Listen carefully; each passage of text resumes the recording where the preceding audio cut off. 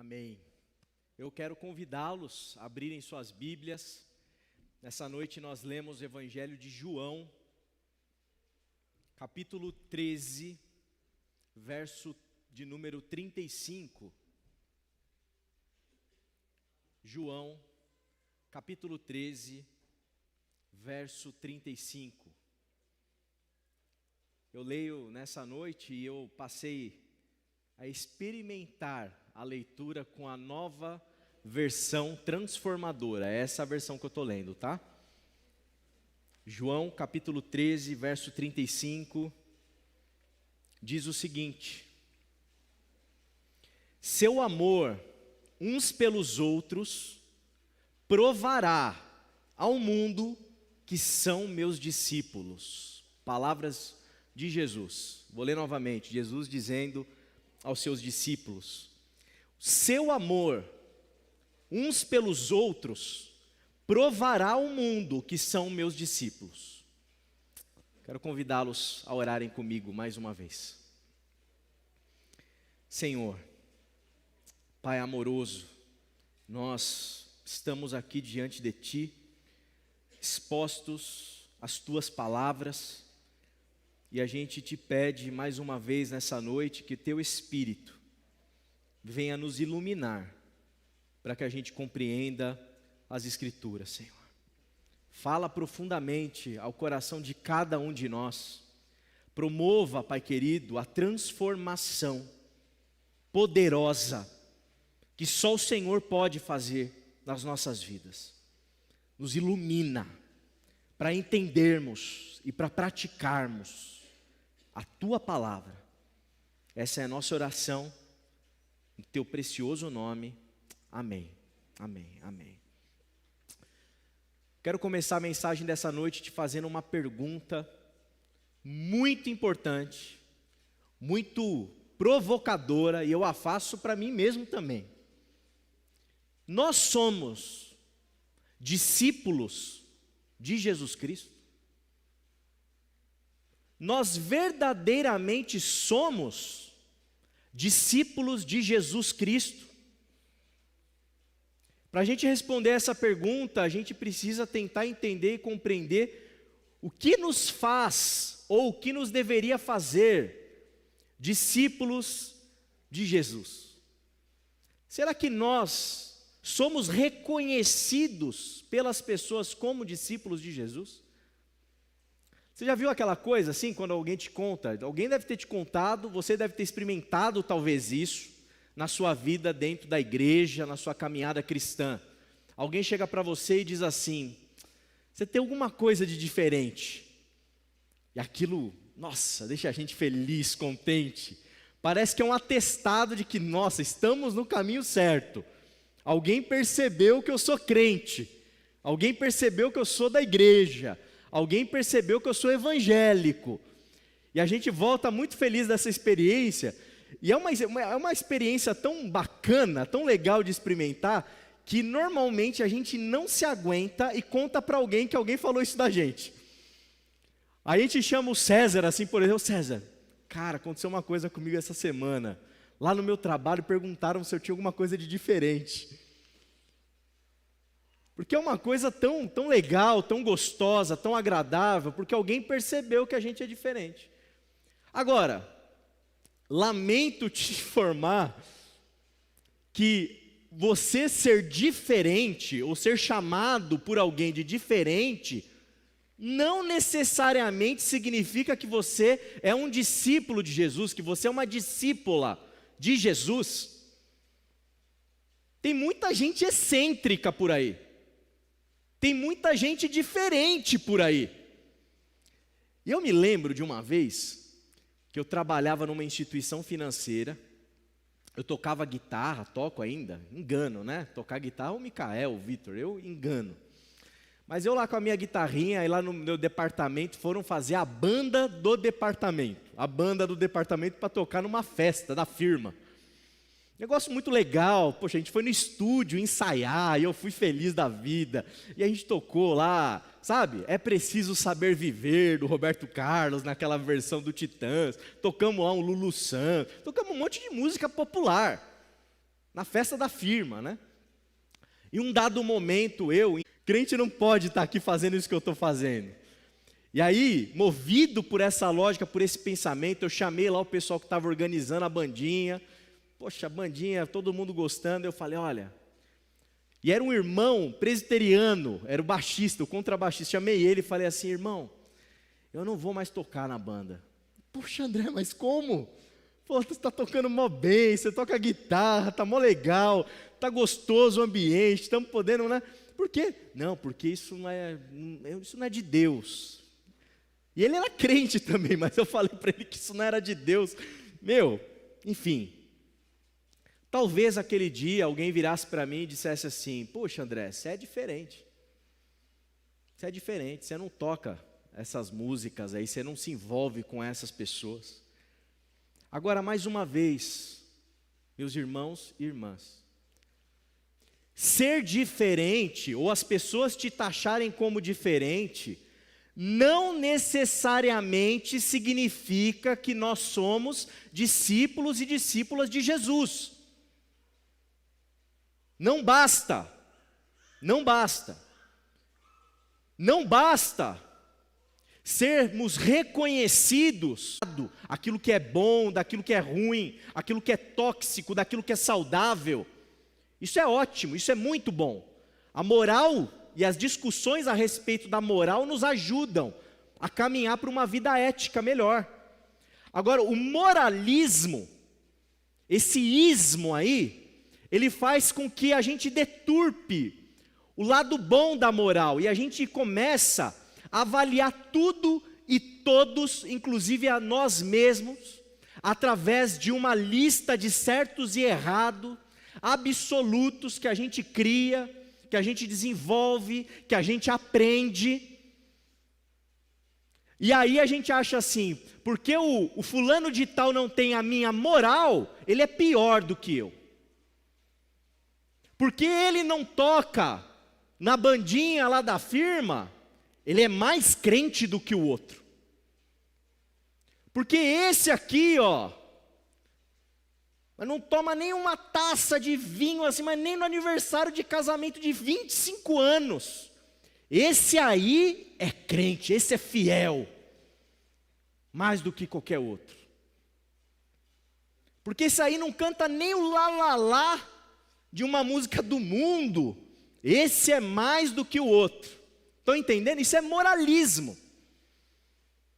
Isso é moralismo. É você avaliar tudo e todos, construir a sua visão de mundo baseado em regras pré-determinadas e muitas vezes artificiais, que beiram até o ridículo em alguns casos,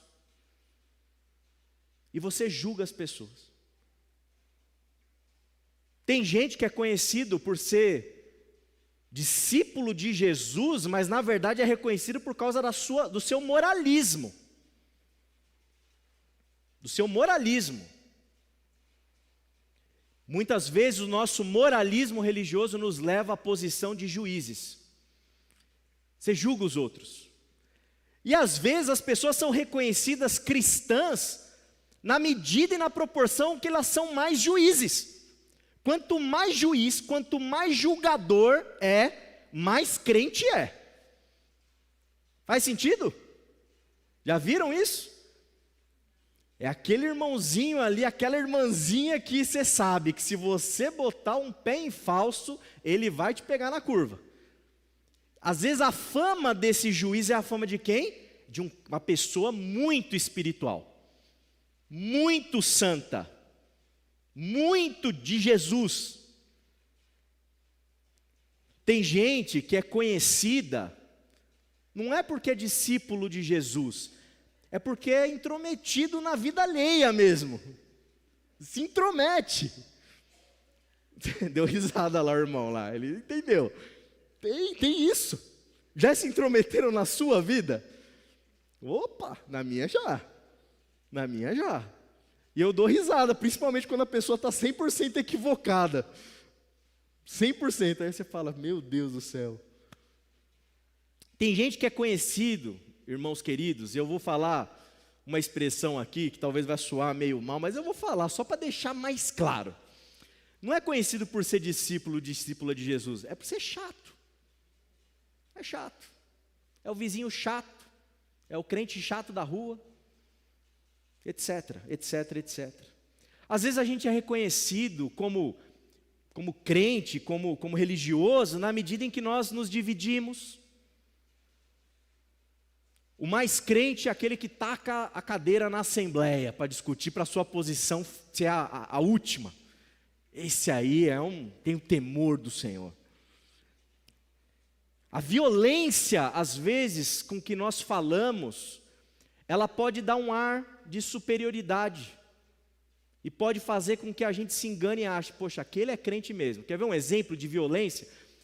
A pessoa manda os outros para o inferno com uma certeza absoluta. Esse aí vai para o inferno, porque ele não vive a vida do jeito que eu vivo, ele não tem o tipo de relação que eu tenho, ele não faz do jeito que eu faço. Inferno.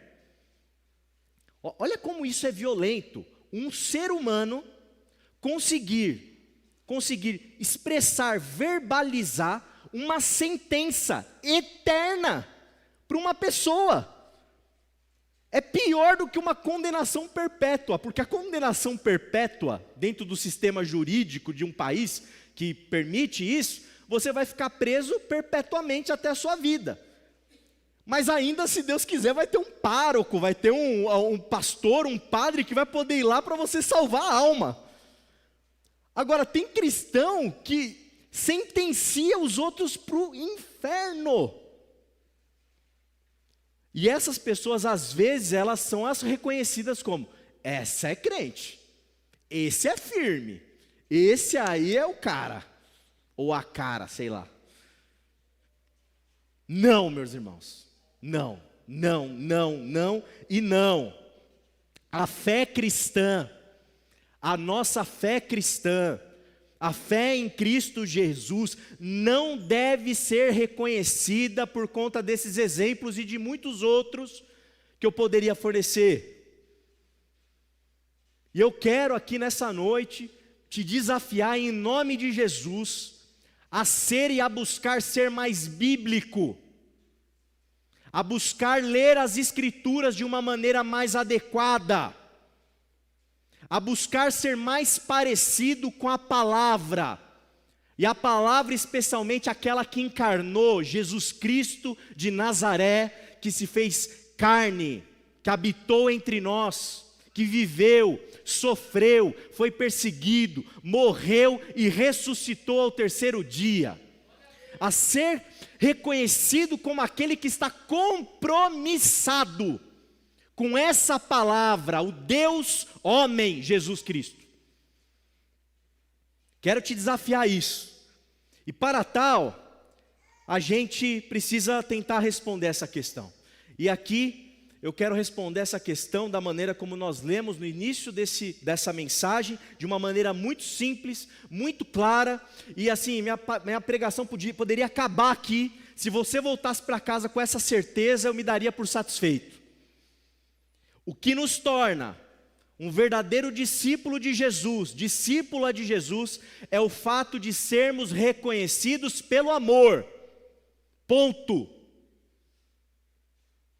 Ponto. Jesus disse isso no texto que nós lemos, João 13:35. Vocês serão reconhecidos pelo amor. As pessoas saberão que vocês são meus discípulos, se vocês vos amardes uns aos outros, naquela outra tradução.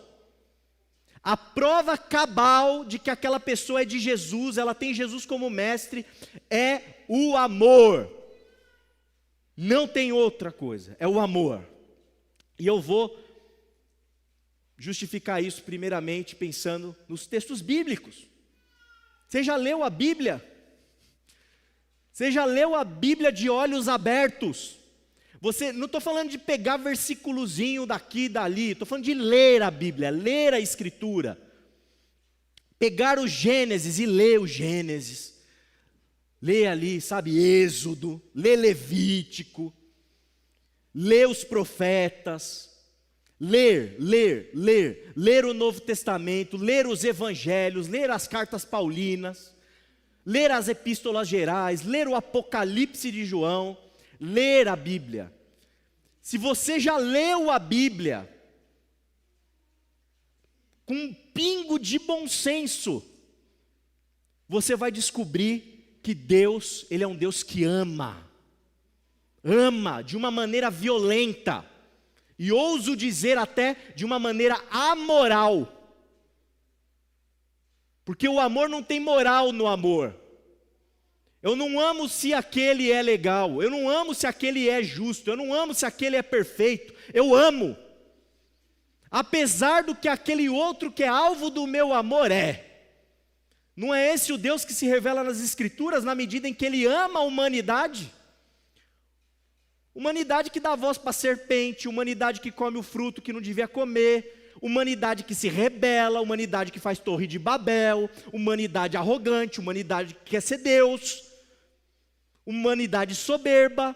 Deus ama essa humanidade, Deus ama até você, até eu Ele ama. Esse Deus que se revela nas Escrituras é um Deus que ama o seu povo. Você já leu sobre o povo de Deus na Bíblia? Misericórdia, misericórdia. Tem uma dada situação, depois você procura lá, você vai ler. Está Moisés lá no Monte Sinai conversando com Deus. Aí chega uma hora que Moisés vira para Deus e fala assim: Deus, o teu povo está fazendo isso de errado, tal. Aí Deus vira para Moisés e fala assim: Moisés, o teu povo está fazendo isso de errado. Ninguém mais aguenta o povo, ninguém mais quer o povo, porque o povo de Deus é um povo complicado, um povo rebelde, um povo murmurador. Agora eu te pergunto, Deus parou de amar? Deus parou de amar Israel? Parou de amar o seu povo nas Escrituras? É impressionante o quanto Deus ama, o quanto Deus, Ele aceita o clamor de um povo que repetidamente cai no mesmo erro. Não são erros novos, é o mesmo, geração após geração cometendo o mesmo erro. E Deus insiste, persiste em amar. Deus porventura não ama a sua igreja? Olha lá as 7 cartas do Apocalipse que estão lá em João, no Apocalipse de João. O que as igrejas não têm, o que Deus não tem contra elas? Agora, falta amor da parte de Deus para com a sua igreja? Não falta. Deus continua amando a sua igreja incondicionalmente. O apóstolo Paulo vai dizer em Efésios capítulo 5, sobre o amor que um marido tem que ter pela mulher, pela sua esposa. Ele diz assim: ame a sua esposa como Cristo ama a sua igreja. Como é que Cristo ama a sua igreja? Ele dá a vida por ela, Ele se entrega por ela, Ele dá tudo que Ele é por ela. Deus ama até mesmo os seus inimigos. Até mesmo os seus inimigos, Deus ama. Quero citar alguns textos. Levítico 19, 18. Olha só o amor nas Escrituras. Não procurem se vingar, nem guardem rancor de alguém do seu povo, mas cada um ame o seu próximo como a si mesmo. Eu sou o Senhor. Parece Jesus, não parece? Está em Levítico. Vamos mais um, Mateus 5, 43, 48. Olha o que Jesus diz: vocês ouviram o que foi dito, porque tinha muita gente dizendo um monte de besteira sobre a religião, sobre a fé. Vocês ouviram o que foi dito: ame o seu próximo e odeie o seu inimigo. Eu porém lhes digo, amem os seus inimigos e orem por quem os persegue. Desse modo vocês agirão como verdadeiros filhos de seu Pai que está no céu. Pois Ele dá a luz do sol tanto a maus como a bons, e faz chover tanto sobre justos como injustos. Se amarem apenas aqueles que o amam, que recompensa receberão? Até os cobradores de impostos fazem isso. Se cumprimentarem apenas seus amigos, que estarão fazendo demais? Até os gentios ou os pagãos fazem isso. Por isso, sejam perfeitos, como perfeito é seu Pai Celestial. O que é ser perfeito? É amar. Amar quem? Quem a gente gosta? Amar quem a gente quer chamar para casa para ter uma noite gostosa com a gente? Não, amar os inimigos. Amar aqueles que nos perseguem. Amar aqueles que não gostam de maneira explícita de nós. E orar por eles, interceder por eles. Vamos para Paulo, Romanos 5,8. Mas Deus nos prova seu grande amor, ao enviar Cristo para morrer por nós, quando ainda éramos pecadores. Deus não te amou quando você passou perfume, botou uma roupa bonita e veio para a igreja à noite no domingo. Não, não foi aí que Deus te amou, não. Deus não te amou quando você regularizou a sua situação matrimonial. Não foi aí que Deus te amou. Deus não te amou quando você largou um vício tóxico que estava prejudicando você e sua família. Não foi nesse momento que Deus te amou. Deus te amou quando você era pecador, quando você estava cheio de lama, quando você estava no puro caldo da imoralidade.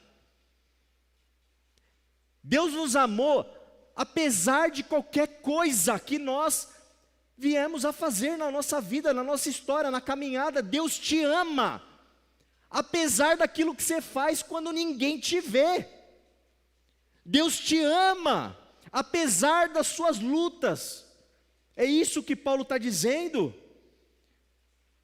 Deus entregou o seu Filho, enviou o seu Filho para morrer, quando ainda éramos pecadores.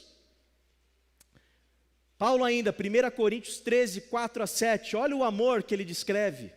O amor é paciente e bondoso.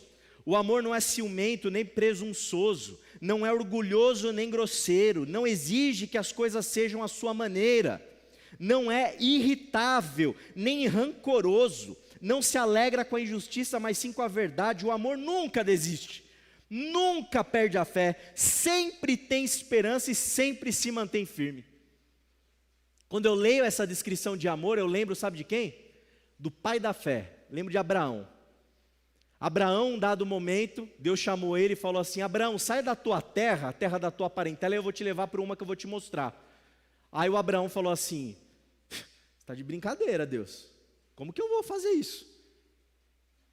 Será mesmo que vai acontecer isso aí? Será que essas promessas todas que o Senhor está fazendo são reais?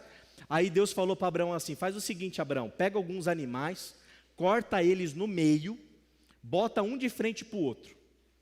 Aí diz o texto que chegou uma determinada hora, em que veio assim, sabe, Deus, como uma fumaça, como um fogareio, assim, um fogo, e passou por entre esses animais.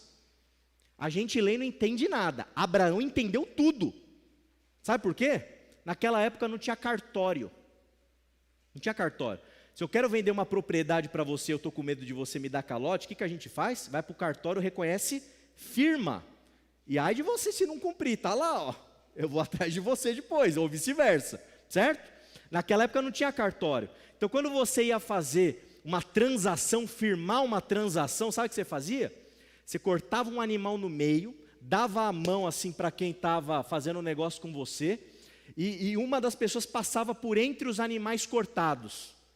E aquilo significa o seguinte: que aconteça comigo o que aconteceu com esse animal se eu não cumprir com a minha palavra. Entenderam? Sabe quem passa por entre os animais com Abraão? Deus. É Deus que passa por entre os animais.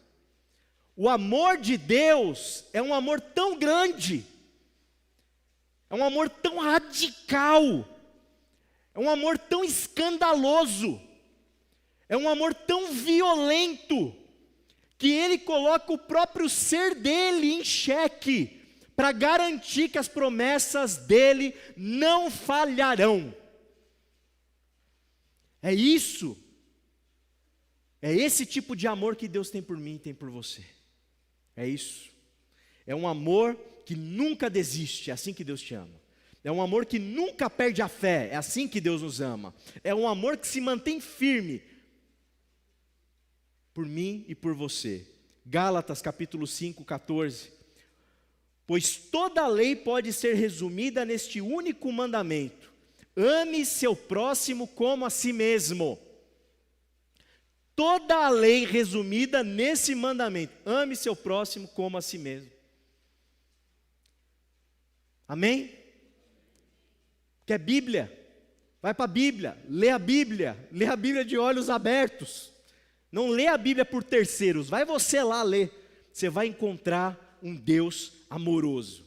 Karl Barth, um dos grandes teólogos do século XX, ele escreveu muita coisa. E um dado momento dizem que ele deu uma entrevista, em que o entrevistador perguntou para ele e falou assim: puxa, Barth, você escreveu a dogmática da igreja, um calhamaço gigantesco. Como que você sintetizaria tudo que você acredita?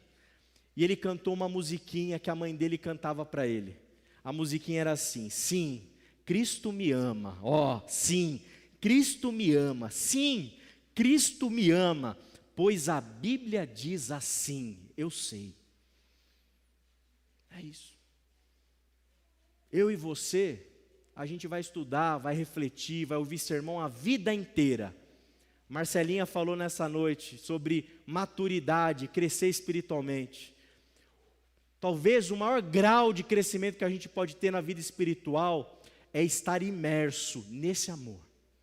Viver e experimentar esse amor. Você é reconhecido pelo quê na sua vida? As pessoas olham para você e sabem que você é crente, sabem que você é evangélico, sabem que você vem na igreja, mas elas sabem que você é discípulo de Jesus? Você só será reconhecidamente um verdadeiro discípulo de Jesus se você vivenciar esse amor que a Bíblia diz.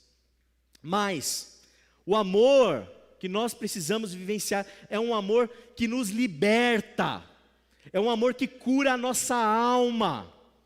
O verdadeiro discípulo, a verdadeira discípula, são aqueles que vivem esse amor de tal maneira que não guardam na alma e no coração ressentimento, não guardam na alma e no coração rancor, não guardam na alma e no coração desejo por vingança, mas são pessoas que se lançam no amor, que vivem no amor de Deus, que são receptáculos dessa graça e dessa misericórdia, a ponto tal da nossa alma ser uma alma mais leve, liberta das feridas, das mágoas, das dores da vida, das nossas relações conturbadas, e às vezes de nós mesmos, da nossa alma carregada e obscura, cheia de sombras, cheia de quartos trancados que nos aprisionam. O Evangelho nos ensina o caminho do amor, e o amor lança fora todo o medo, para que a gente tenha uma vida interior leve, livre.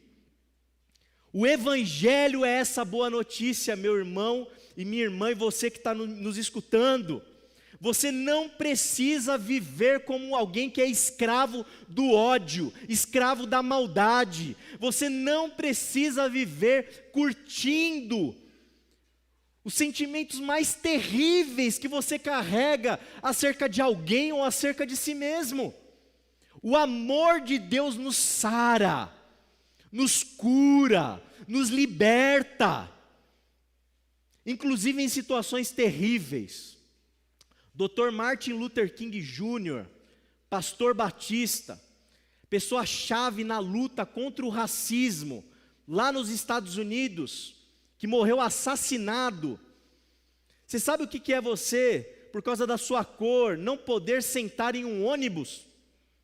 Você sabe o que é você, por causa da sua cor, não poder votar, mesmo que você tenha isso escrito na lei já?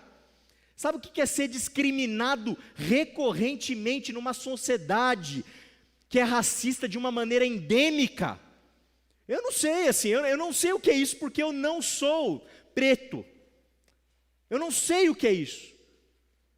Eu não consigo imaginar o tamanho dessa dor.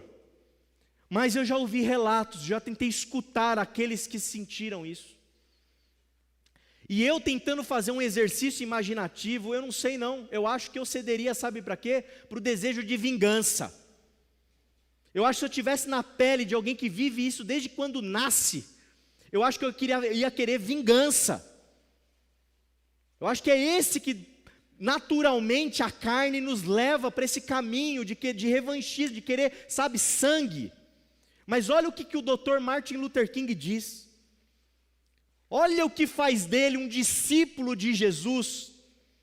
Eu decidi ficar com o amor. O ódio é um fardo muito grande para se carregar. Eu decidi ficar com amor. Eu decidi ficar com amor. Você é reconhecido pelo quê? Você é reconhecido por ser um discípulo, uma discípula de Jesus?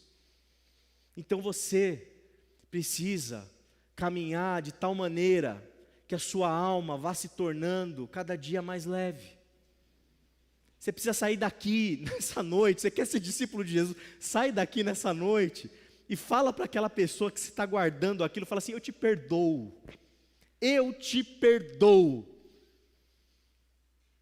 Vai hoje, quem sabe agora, fecha os seus olhos e ora, e fala assim: Deus, tira esse ódio de dentro de mim.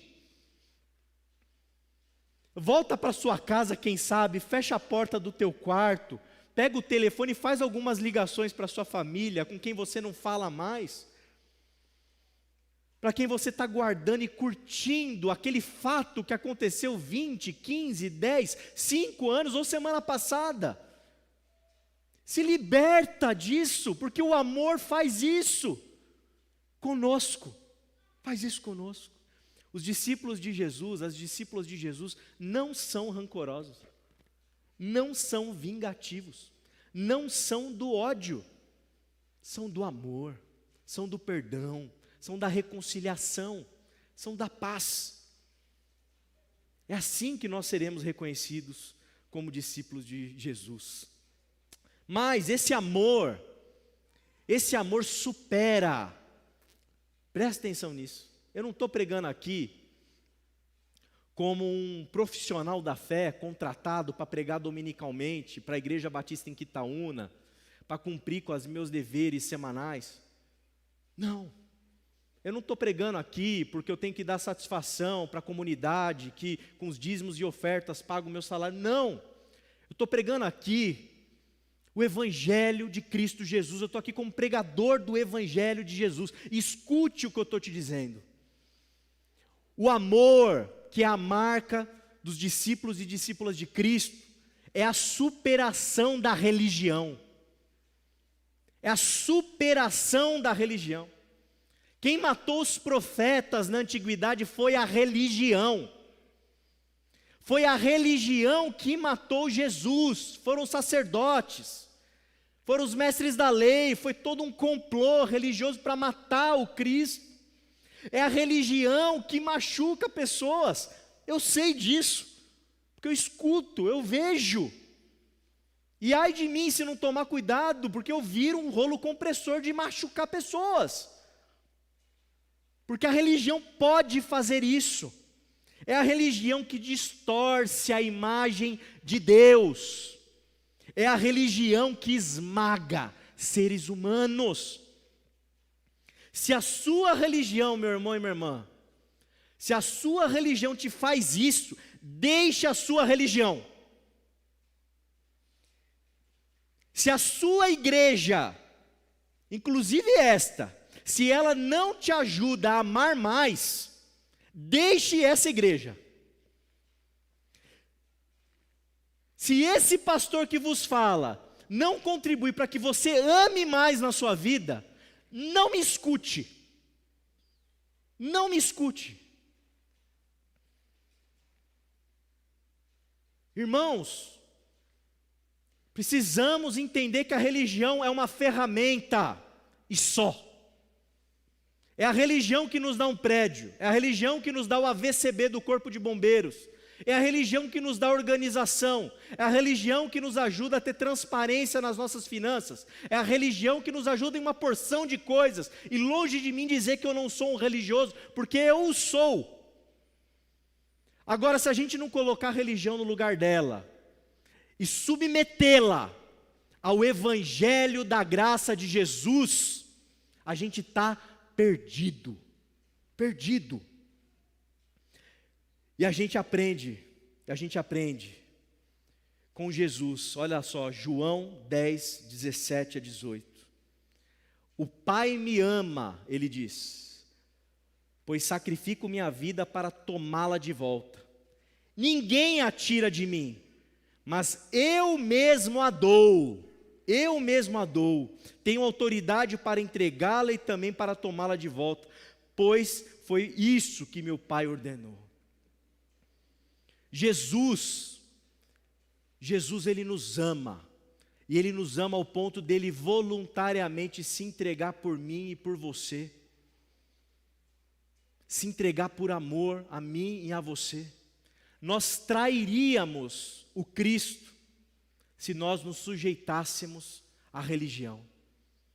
Nós estamos rendidos ao Cristo, aquele que é amor, aquele que nos ama e aquele que nos ajuda e nos faz amar. Por isso, em nome de Cristo Jesus, meu irmão e minha irmã, eu oro a Deus para que você esteja atento, atenta ao Espírito que está aqui, falando aos nossos corações, para você compreender, para você entender, que é sobre o amor, que a nossa espiritualidade tem que produzir amor, que as nossas celebrações têm que sair daqui, a gente tem que sair daqui amando mais, que cada louvor, que cada cântico, a gente tem que sair aqui amando mais, cada dia de CR, celebrando a recuperação que a gente faz, tem que produzir amor, cada encontro de casais tem que ter mais amor entre os casais. O Nelson falou uma coisa muito legal ontem, ele diz assim, olha gente, eu vou falar aqui para vocês, mas fiquem tranquilos, tá? Eu não vou falar nada para você brigar com o seu cônjuge. Porque às vezes você vai no encontro de casais, né, achando que você vai melhorar seu casamento. Aí o rapaz traz para você um monte de lista de problema que o outro não faz nada. Aí você fica, tá vendo? Tá vendo? Você não faz nada. Olha aí, tá vendo? O pastor falou. E aí é briga. Não, os nossos ajuntamentos têm que promover amor.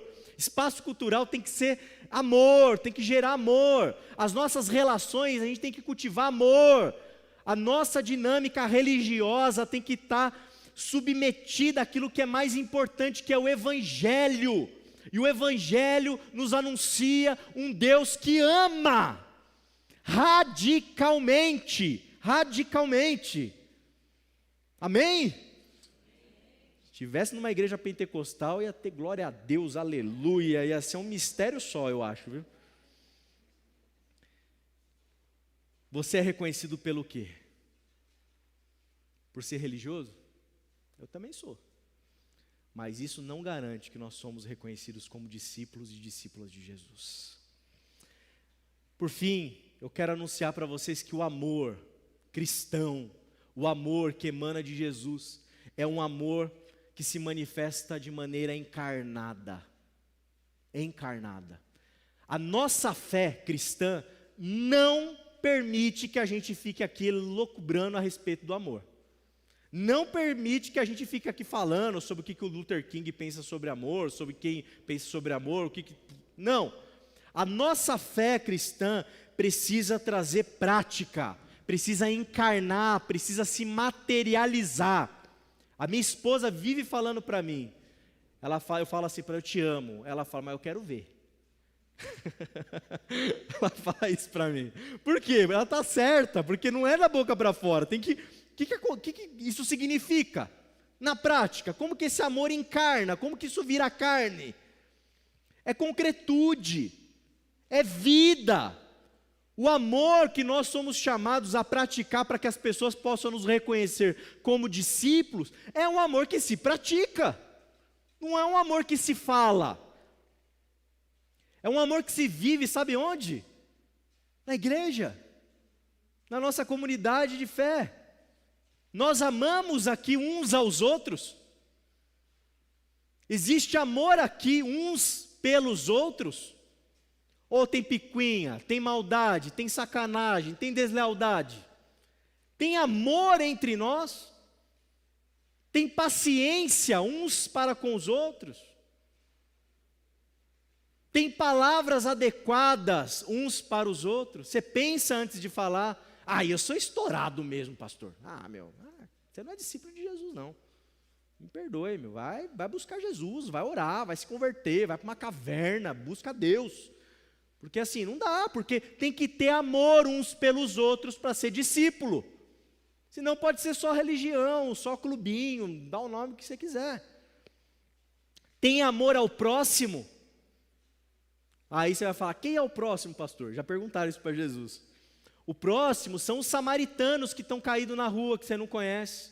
O próximo é o seu vizinho. O próximo é o seu colega de bancada de trabalho que está lá. O próximo é o seu primo. O próximo é o seu sobrinho. Quem que é o próximo? Não sei. Quem está aparecendo no teu caminho? Cada um que aparece no teu caminho é o teu próximo. E você é chamado para amar o próximo, como a si mesmo. Vamos pegar mais pesado? Tem que amar os inimigos. Tem inimigo na vida? Lógico que tem. Tem gente que não gosta de você? Tem. Tem gente que não gosta de mim? Tem. Tem gente que quer o nosso mal? Tem. Tem gente que faz paganismo gospel? Tem. Sabe aquela oração que pede para cair fogo sobre o outro? Tem isso aí. Tem, isso é paganismo, isso aí é outra coisa, mas tem. Maldade no olhar, maldade nas palavras. Só que você tem que praticar o amor, e aí você tem que amar. Tem que amar aqueles que te perseguem, aqueles que não gostam de você, aqueles que não querem o seu bem. Você tem que amar, porque o amor, ele é amoral. Você não ama aqueles que te fazem o bem. Isso aí qualquer um faz. Qualquer um faz. E isso não te torna discípulo. O que te torna discípulo é quando você pratica um tipo de amor que envolve inclusive amar os seus inimigos. Tem que amar a família, esposa, os filhos. A sogra tem que amar, pastor? Tem que amar a sogra. Tem que amar o cunhado? Tem que amar o cunhado. Tem que amar todo mundo, tem que amar. Nós somos chamados para o amor. A sua família vai saber que você é discípulo de Jesus na medida em que você os ama e manifesta esse amor. Você não dá cara, você não aparece numa festa, você não dá presente, você não está nem aí, você não se preocupa, você não sabe o que está acontecendo na vida alheia. Você não se envolve. Não tem amor, você não vai ser discípulo de Jesus, você vai ser o religioso chato que não aparece em nenhum churrasquinho da família. Você vai ser parecido com um religioso, você vai ser parecido com um evangélico que todo culto está lá, mas você não vai ser parecido com um discípulo de Jesus. São coisas diferentes, são coisas diferentes. Você ama os desconhecidos? Você ama os pobres? Você ama os marginalizados? Você ama os moradores em situação de rua? Vai ter café da manhã, né? Próximo domingo. Está aí uma bela de uma maneira de você encarnar o teu amor. Você vai preparar um café com leite, você vai chegar aqui cedinho, você vai cortar um pãozinho com manteiga. Quem sabe você vai trazer a doação. E não pense que a gente está fazendo isso só para fazer assistencialismo. A gente sabe muito bem que isso não resolve a vida de ninguém. Só dá um alento naquele momento. Mas aí você vai encarnar mesmo é lá. Na hora que você sentar assim, sabe, num banquinho de praça, ali no centro de Osasco, ou quem sabe na guia da calçada, do lado de alguém que você nunca viu, e bater um papo. 20 minutos, meia hora, batendo um papo, ouvindo uma história, escutando uma pessoa, porque o amor, ele se manifesta, ele aparece na hora que a gente se doa por inteiro. Na hora que os meus ouvidos são todos seus, na hora que o meu olhar se encontra com o teu, nessa troca acontece o amor. Você ama os diferentes de você? Aquele cara que é diferente, aquela pessoa que é diferente, aquela mulher que é diferente, você sabe exatamente o que está passando pela sua cabeça. Você tem que amar. Tem que amar.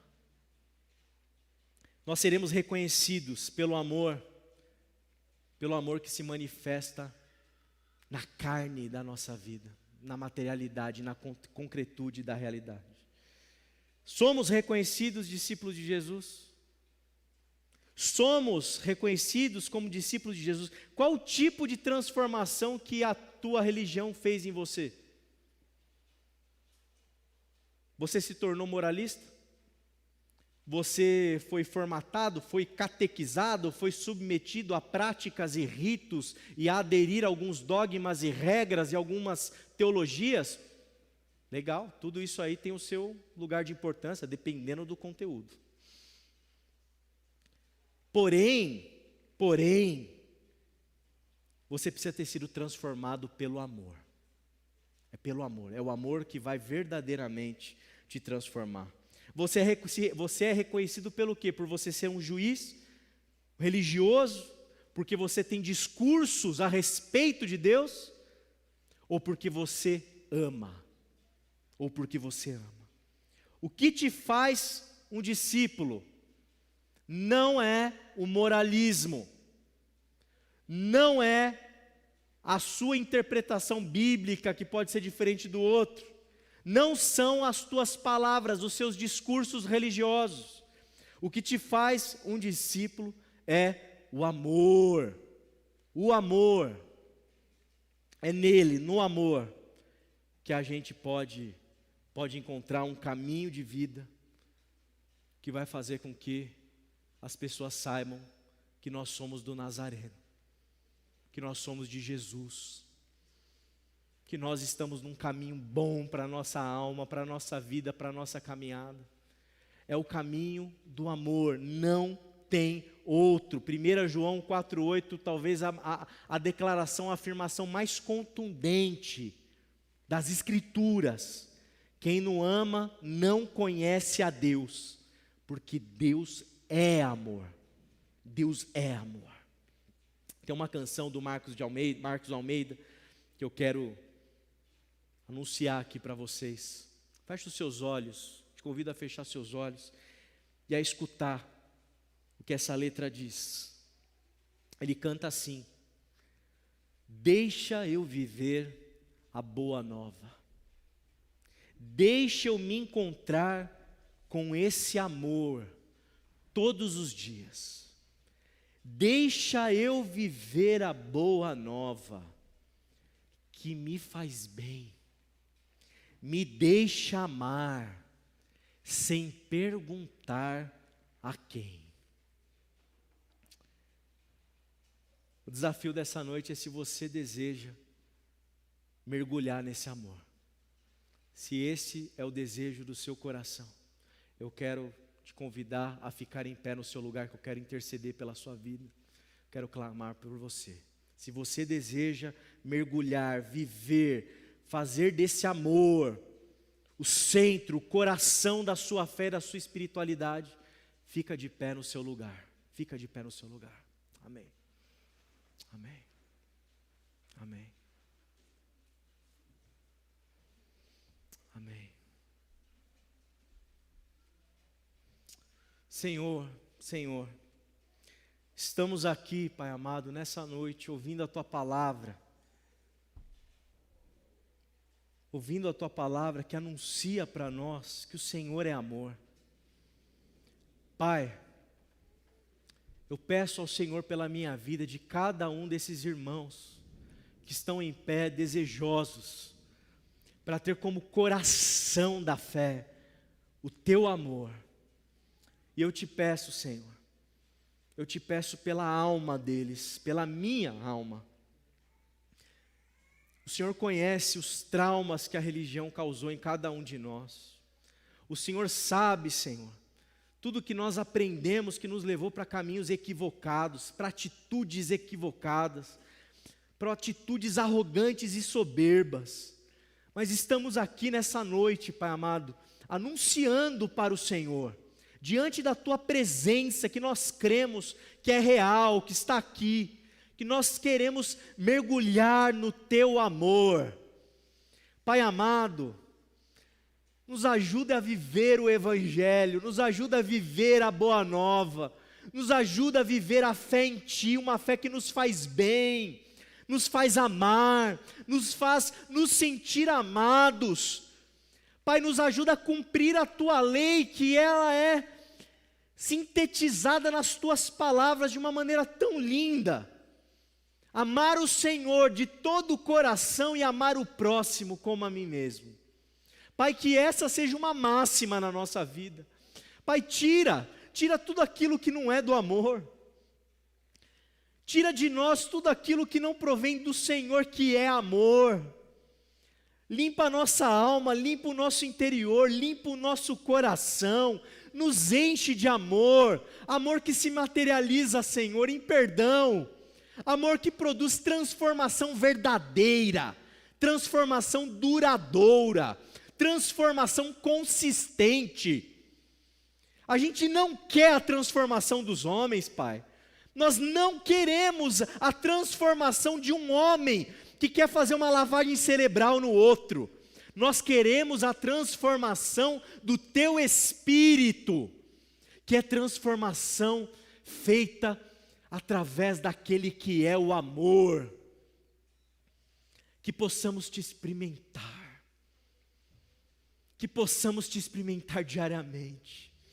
Ó Pai amado, nos dá uma noite leve, cheia de amor, e nos permita todos nós acordarmos dia após dia, abrindo os olhos, e abrindo os olhos da nossa alma, na convicção de que estamos imersos no Teu amor, que nos faz bem, que nos liberta, que nos cura, que nos sara, que nos faz leves, que nos ajuda a perdoar, que nos ajuda a pedir perdão, que nos ajuda a sermos humildes, que nos livra da arrogância, que nos livra da perversão, do ódio, da maldade. Faz isso, Senhor, faz isso agora, Pai, mas faz isso especialmente na segunda-feira de manhã, para que a gente desfrute da Tua realidade cada dia da nossa vida, em nome de Cristo, aquele que se deu por amor. Amém, amém. Vamos ficar em pé todos nós, vamos cantar mais um canto.